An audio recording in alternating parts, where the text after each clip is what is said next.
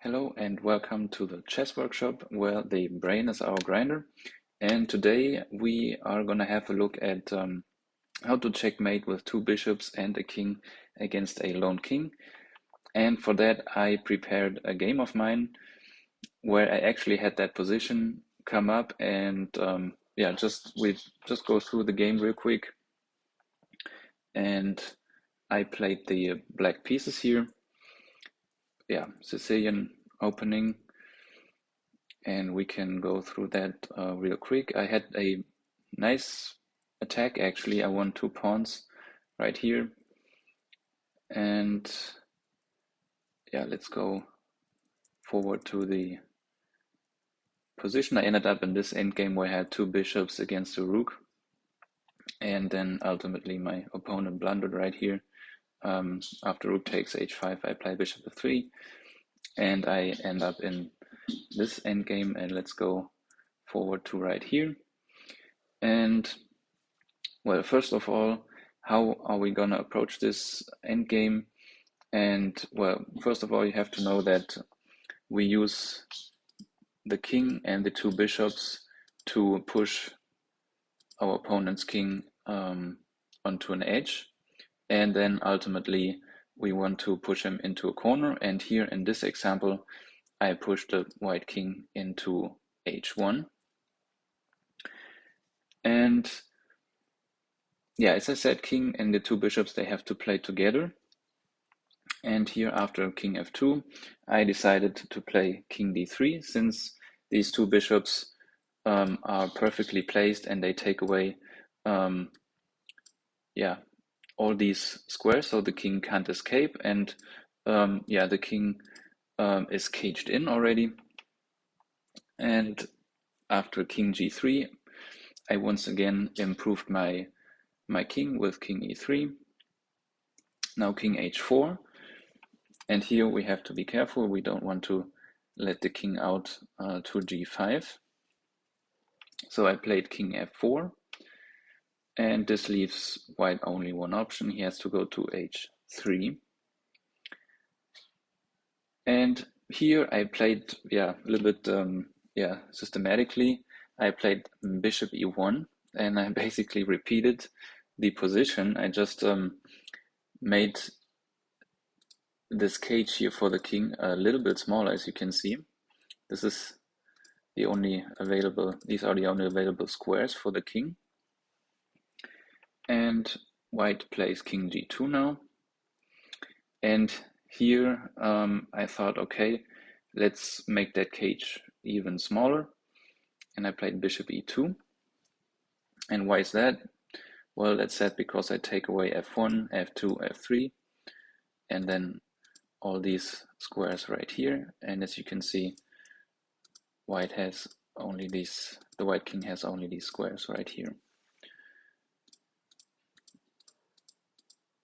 Now white played king h3, and since my bishops are perfectly placed right there, I don't have to do anything with them. I have to improve my king position. I played king f3. Now white has only one option. He has to go to h2. And here my bishops are still okay. I don't have to do anything with them. I have to improve my king position. I want to force the king into h1, right? And I have to take away h3 here, and I did that with the king. I played king g4. Now white played king g2.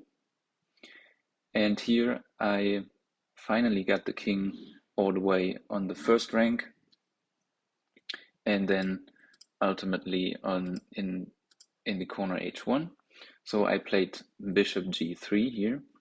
I take away h2, as you can already see, and I take away f2 and f1 with the bishops. And well, of course, I also take away h3 and f3 with the king or with the bishop.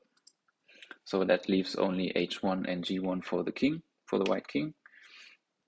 And here in the game, white played king h1. Now I have to improve my king position again, since I don't want to let the king go back into the game or let him out over here. Well, but first of all, I have to take care of g2, right? I don't want to let him go to g2. So I played king h3. Now white has only one option. He goes to g1, and here I finally started, the final blow against the white king. And as I said, we want to checkmate the white king here on h1. And I made, kind of a waiting move. I played bishop e1 back. I still take away f2 and f1. So the king has to go back to h1. And here now I can, move my bishops. Yeah, that looks like a staircase. You will see that here in a minute.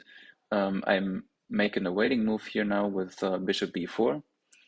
And I bring my bishop to the other side where I can finally give checks and take away squares and force the white king, into the corner. So he has only g1, he goes to g1. Now I play bishop c5 and force him completely into the corner, king h1, and now I can checkmate with bishop f3.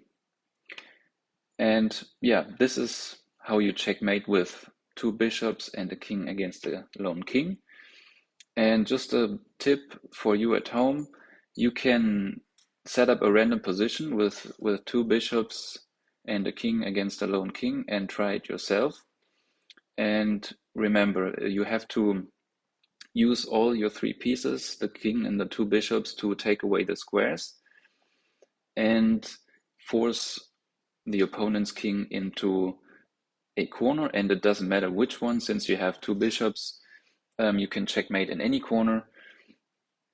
And you can practice that, but I think I will upload another video about this topic where I just put a random position on the board, and then we'll see how to checkmate from there. And I hope you like this video, and for more chess content, subscribe to my channel.